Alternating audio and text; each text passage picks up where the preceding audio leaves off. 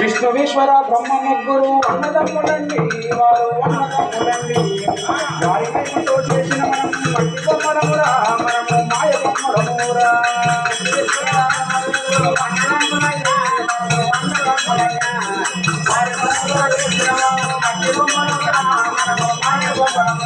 అదే కొడుకులున్నారని బిడ్డలున్నారని సొంతములకే మన పాపం తమ్ములకే ఇచ్చిన దేవుడు కొనబోవంగా కొడుకులు రాయంట, నీకు బిడ్డలు రాయంట.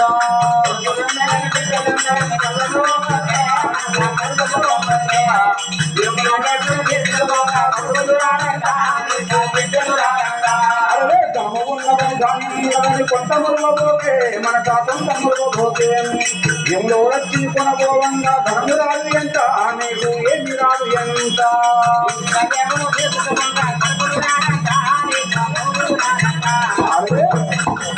మరి వాయు విద్యావర్తి, వాయు విద్యావర్తి, వాయు విద్యావర్తి. మరి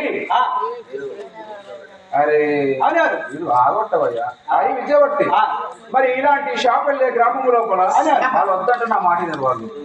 మరి అలాంటివి గడియ లోపల మరి గొప్పైన వాళ్ళు వీరాది వీరులైనా మరి గొప్పైన వాళ్ళు మన ముదిరాజు.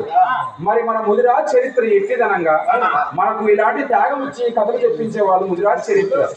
అది ఎలాంటిది అనంగా ముదిరాజు పూర్వకాలాన ఎక్కడ జన్మించాడు, మరి ముదిరాజు ఏమో ఎక్కడి నుంచి చేరవచ్చాడు, ముదిరాజు చరిత్ర ఏమిటి.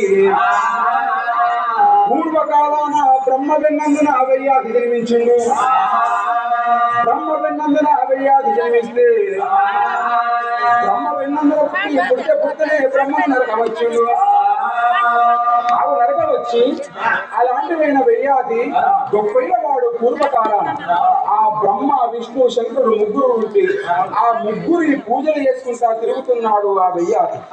ఆ ప్రకారముగా వెయ్యాది తిరగంగా ఆ ప్రకారముగా వెయ్యాది ఉండంగా అక్కడ కొన్ని రోజుల వరకు ఏమి జరిగిందయ్యా, బ్రహ్మ విష్ణు మహేశ్వరుడు వాళ్ళ తల్లి ఆదిశక్తి, ఆదిశక్తి పుడితే ఎట్లా పుట్టిందయ్యా, అవి ఆదిశక్తి అయినా ఒళ్ళెల్లా బక్కీసా 32 ఆయుధములతో జన్మించాలి.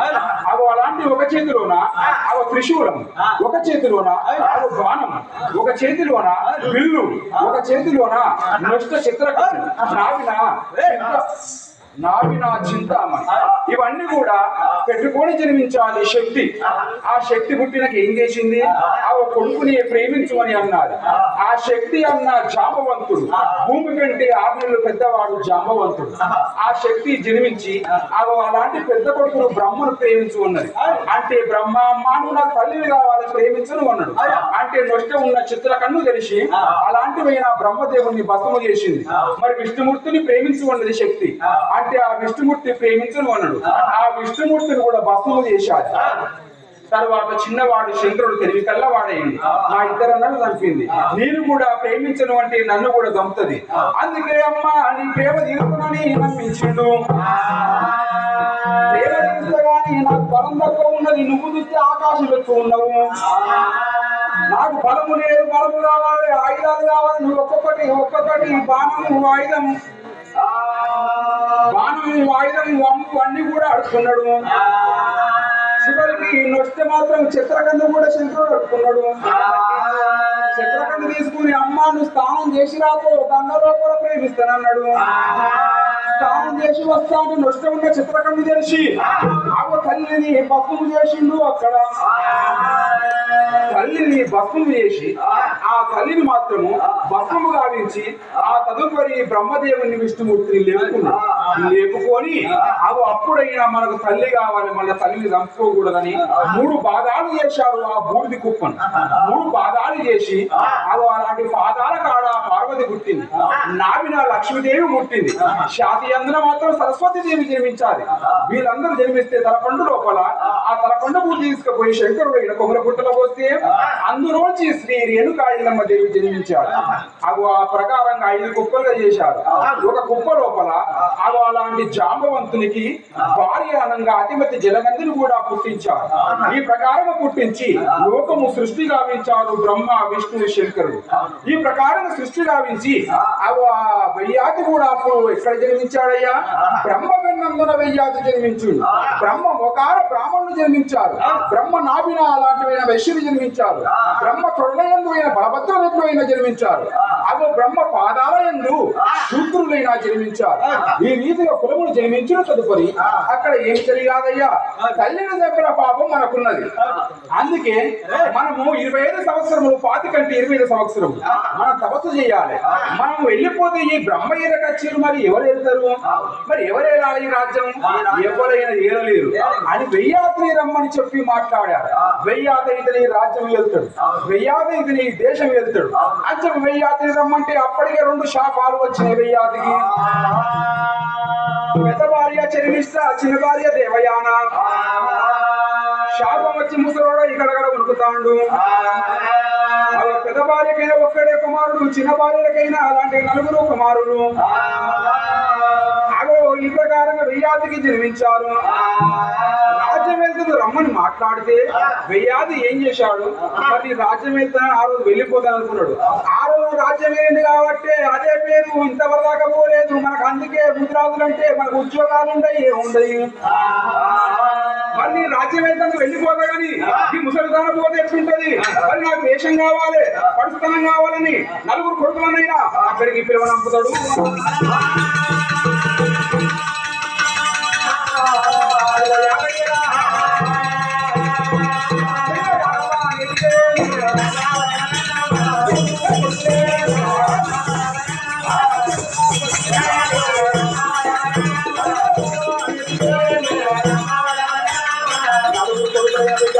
వచ్చారు. పెదకొడుక నీ పడుసుతరము నాకు ఇచ్చి నా ముసలితనం నువ్వు తీసుకుంటావు, ముది ఒప్పుతావా?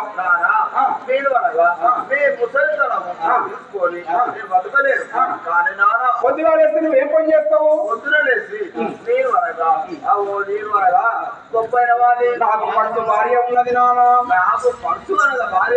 నాకు ఈ ముసలితనం నాకెందుకయ్యా? నాకు పడుసు భార్య ఉన్నదని పెద్ద కొడుకు మాట్లాడు. వెయ్యాది పెద్ద కొడుకు అంటే వెయ్యాది ఏం చేసిండు? కొడుక తండ్రికి వచ్చిన కష్టం కొడుకు వచ్చినట్టే. నా బాధ నువ్వు ఒప్పుకోలేదు కాబట్టి నువ్వు వచ్చే రోజు లోపల పొంగబట్టుకో కుమారా, నువ్వు వచ్చే రోజు లోపల ఎర్రగొల్లవాడివై నీవు వెళ్ళిపోతువుగా కానీ శపించాడు. ఒక కుమారుడైన ఎర్రగొల్లవాడే పెద్ద కొడుకు వెళ్ళిపోయాడు. ఆ తర్వాత ఇంకో 2 కొడుకులు పిలిచాడు. కొడుక నువ్వు కూడా కొంగు పట్టుకుంటావా, లేకుంటే నా ముది ఒప్పుతావు, ముసతనం తీసుకుంటావా అంటే ఏమంటాడు? కొద్దిరాళ్ళెత్తి చేతులు మన బలపానం పట్టుకుంటే నేను ఎప్పటికి గంగల మీద తిరిగేవాడిని, ఈ ముసలితనం మీద ఎక్కడ పోతానా? ఆశపడ్డావు కొడుక, అందుకే నువ్వు పురాణ పెస్తవానివే వెళ్ళిపోతుగాక. ఒక కొడుకైనా పెస్తవాడే వెళ్ళిపోయాడు. ఇక 3వ కుమారుడు విడిచిన కొడుక నువ్వు నా ముసలితనం తీసుకొని 25 సంవత్సరము నీ పడుతున్నము నాకు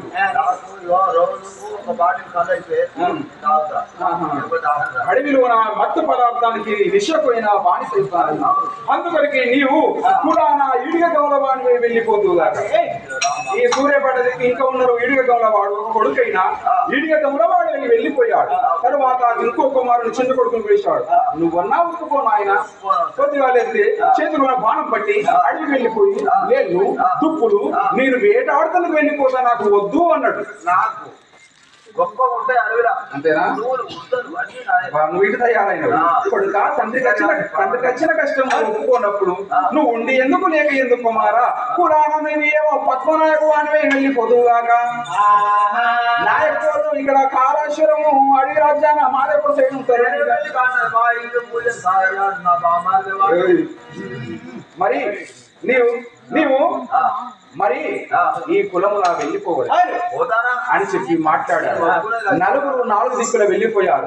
పెద్ద భార్య కుమారుడు ఒక్కడే ఉన్నాడు.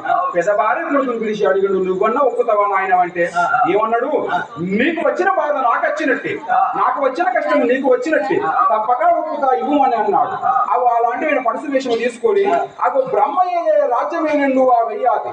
బ్రహ్మయ్యే రాజ్యము, బ్రహ్మయ్యే దేశము 25 సంవత్సరములు వాడు తపస్సుకు ముగ్గురు అన్నదమ్ములు వెళ్ళిపోతే అప్పుడైనా ఆ వెయ్యాది రాజ్యం ఏలి, ఆ వెయ్యాది దేశం ఏలి కాపాడితే వాళ్ళు 25 సంవత్సరాల తర్వాత తిరిగి వచ్చారు. తిరిగి వచ్చి ఏమన్నారు, ఓ వెయ్యాది మా రాజ్యం కాపాడు, మా దేశం కాపాడినవు, ఏమి కావాలో కోరుకోవయ్యా, కోరుకున్నదైనా తప్పక విచ్చదా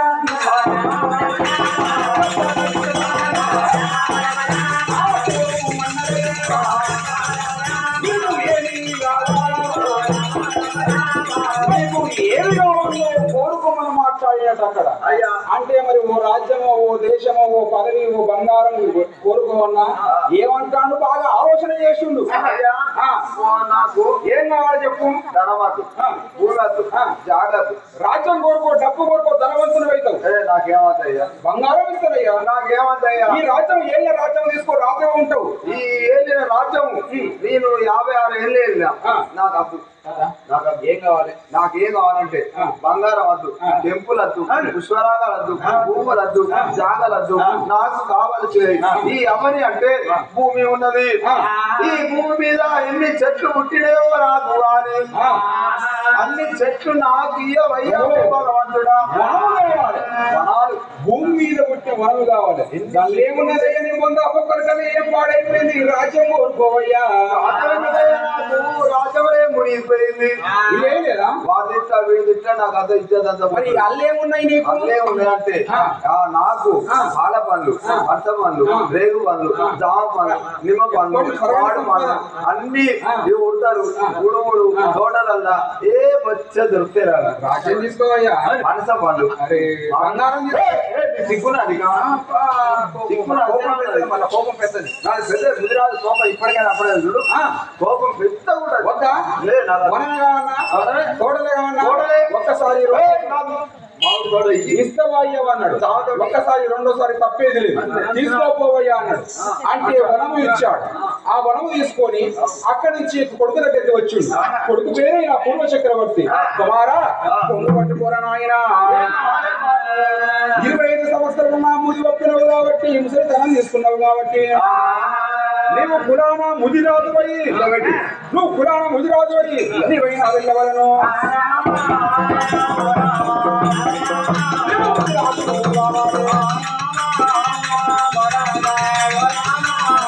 కులాన ముదిరాజు అయిపోవాలి నాయన అని మాట్లాడాడు. ఇగో వనము తీసుకువచ్చిన కుమార, ఈ వనమంతా మనది. ఈ వనము లోపల ఉన్న చెరువులు, పుట్టలు, అది కాక ఉన్న లేళ్ళు, దుప్పులు, మనవోతులు ప్రతి ఒక్కటి కూడా మనయే. ఈ తోటలు, వనాలు మొత్తం మనే అడిగంతా. రేపు పొద్దుగా నేను వనపానం పడుకోవాలా, నీ ఇష్టం ఉన్నది చేసుకోవాలి. నా తమ్ముడు పోతాడు, ఎప్పటి తరగని సంపద తీసుకువచ్చి మాట్లాడి దయవనుకొని ఇక చెట్లు దేవులకు వెళ్ళిపోయి కాయలు కాటలు పక్కకొని నేను అమ్ముకుంటా. సరేనని అక్కడ ఉండిపోయాడు. అక్కడ పూర్వ చక్రవర్తికి మళ్ళీ 5 కొడుకులు పుట్టారు. పూర్వ చక్రవర్తి అక్కడ రాజ్యం కొన్ని రోజులు వెళ్తున్నది.